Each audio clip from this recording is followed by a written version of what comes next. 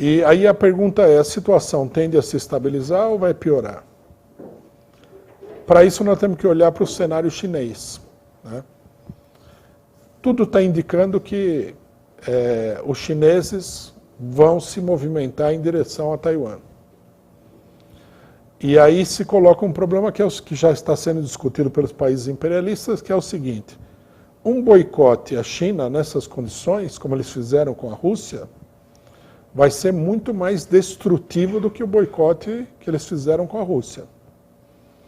O boicote aos russos visava conter aí a atividade econômica de exportação de matérias-primas fundamentais, principalmente os combustíveis.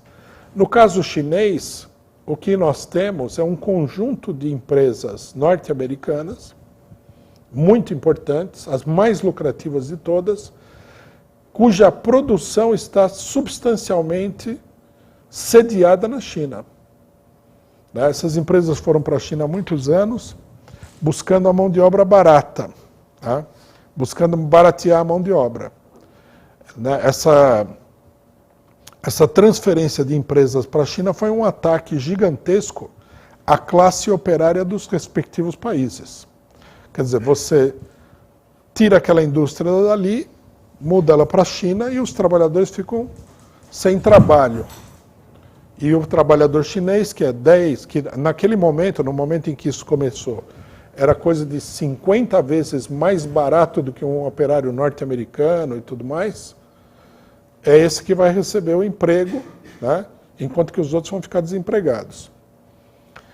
Então nós temos aí um conjunto de empresas dos países imperialistas que está na China. Se houver um bloqueio, essas empresas vão ficar todas elas bloqueadas. Por exemplo, a esmagadora maioria das empresas de informática, de computadores. A maior parte dos computadores do mundo é montada na China, né? A montagem do computador é uma atividade que requer um emprego de mão de obra intensiva. Então, a mão de obra é um componente muito importante no valor desses aparelhos.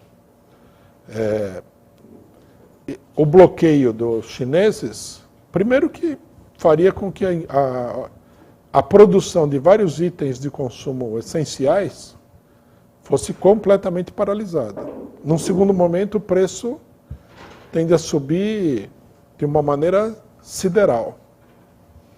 E nós temos também um elemento, que é um elemento importante, que faz parte dessa crise, que é o seguinte: praticamente, não a totalidade, mas a esmagadora maioria da produção de semicondutores está sediada em Taiwan. Os semicondutores são úteis, eles aparecem numa série de produtos de consumo, naqueles painéis eletrônicos que a gente está acostumado a usar, né? Então, você aperta o botãozinho, ali estão os semicondutores. Se você não tem semicondutores, você não consegue. Você pode fabricar um carro, mas você não vai colocar um painel eletrônico no carro. Você pode fabricar qualquer coisa, mas você não tem como fazer o sistema, em geral, de controle de acionamento de qualquer coisa, inclusive de eletrodomésticos relativamente banais, né? Um forno micro-ondas tem semicondutores. Hoje em dia, quase tudo tem semicondutores. Quase todo aparelho elétrico, eletrônico tem semicondutores. Isso daí, primeiro que daria à China o quase monopólio da coisa, né? Se eles ocuparem lá, eles logicamente vão tomar conta dessa fábrica. E segundo, que sem os semicondutores, vamos supor que o pessoal decidisse um embargo contra a China. Hoje nós já estamos em crise por causa dos semicondutores. Por exemplo, se você vai comprar um automóvel novo, o cidadão vai pedir para você 2, 3 meses de carência porque a produção está interrompida por causa dos semicondutores. Não dá para tirar 1000 carros de uma vez. Ele vai tirar de acordo com a demanda, né? várias empresas estão produzindo os automóveis sob demanda por causa dos semicondutores, fundamentalmente. Então vocês imaginem a somatória dos problemas causados pelo embargo à Rússia com os problemas causados pelo embargo à China, o capitalismo entra numa crise da qual é absolutamente impossível de prognosticar o que é que vai acontecer, né? E nós estamos nessa situação. A situação ucraniana, ela anima os chineses. Os chineses estão percebendo que eles vão... Uma coisa que nós temos que entender, uma explicação prévia, é o seguinte: a agressividade da China com relação a Taiwan é uma atitude preventiva. Eles sabem que vai acontecer alguma coisa. Os norte-americanos vão fazer em Taiwan o que eles estavam tentando fazer na Ucrânia de maneira muito piorada. Eles já estão fazendo, e os chineses sabem, né, que eles estão fazendo. Isso daí coloca a intervenção chinesa como uma quase inevitabilidade, provocada pelos próprios países imperialistas, né? A vitória, né, o resultado do que está acontecendo na Ucrânia, onde o exército russo, né, o governo Putin, de uma maneira, digamos assim, calma e tranquila, mas segura, está ocupando toda uma parte do território ucraniano. Isso daí, a continuar assim, a não ser que intervenha um fator novo, vai resultar numa das maiores derrotas políticas e militares do imperialismo nos últimos quase 100 anos. É uma coisa extraordinariamente grande que está acontecendo, né? A região da República Popular de Lugansk está totalmente tomada. Quer dizer, a antiga província ucraniana, né, de Lugansk já foi totalmente tomada pelas tropas das milícias populares com apoio russo. E agora, os russos vão dominar a região da província, da antiga província ucraniana do Donetsk. E pelo que nós vimos aí, né, vai ser até relativamente mais tranquila essa ocupação, porque o exército ucraniano já está botando aí 2 quilômetros de língua para fora, né? Tem deserção, o negócio está caindo aos pedaços. Alguns analistas temem, inclusive, a queda geral do regime ucraniano. Essa derrota oferece aos chineses, né, um quadro político para intervir. Você está ameaçado, você se sente ameaçado, você sabe que alguma coisa vai acontecer.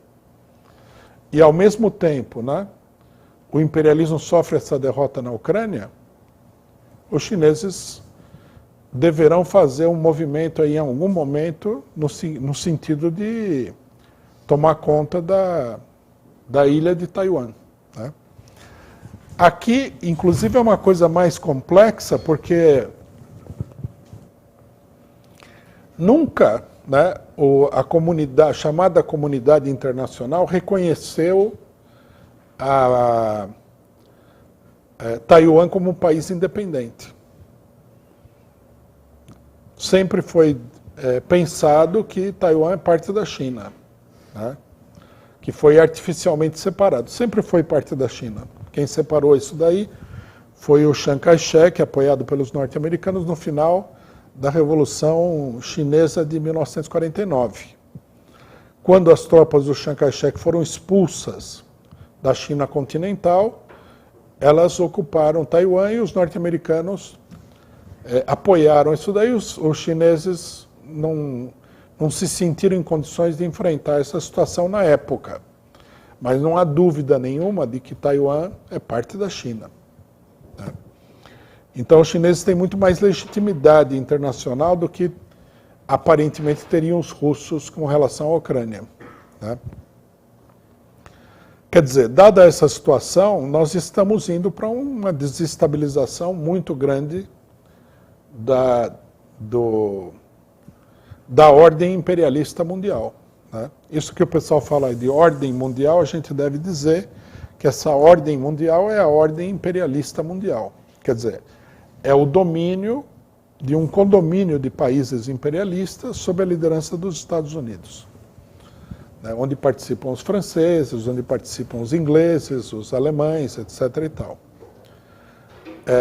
A dominação, né, desse condomínio está profundamente desestabilizada nesse momento e tende a ser ainda mais desestabilizada. Nós temos esse conjunto de fatores é muito importante para acompanhar a situação política internacional e nacional, né? Não dá para pensar, por exemplo, a situação brasileira sem levar em consideração esses fatores internacionais, que seria absurdo, né?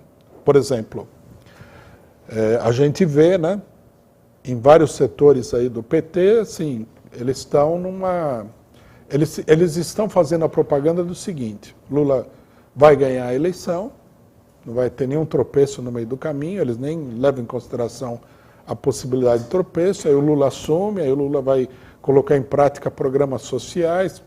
Isso aí é uma versão cor-de-rosa do mundo, não é assim. Não existe isso. O mundo não caminha para uma situação onde você possa ter aí um governo democrático com algumas reformas, etc. e tal. O mundo caminha para uma gigantesca convulsão política e econômica. Se a gente for olhar a situação de todos os principais países do mundo, a situação em alguns deles já é convulsiva, como os Estados Unidos, por exemplo. Nós vamos falar um pouco disso mais para frente, né? Então é muito importante ter esse quadro. É um quadro que está se desenvolvendo com uma certa rapidez. A imprensa internacional e nacional procura ocultar essa realidade, né? A imprensa, ela tenta de todas as maneiras dar a entender que os russos estão indo mal na Ucrânia. É absurdo isso daí, né? Inclusive um exemplo, né, que me surpreendeu bastante pela ousadia na mentira, né? A imprensa, inclusive nacional, falou que os ucranianos tinham retomado a Ilha das Cobras. Essa Ilha das Cobras é um pedaço de rocha que fica ali no Mar Negro, né? Ela só tem um valor militar mesmo. Os russos tomaram isso aí logo no começo do conflito.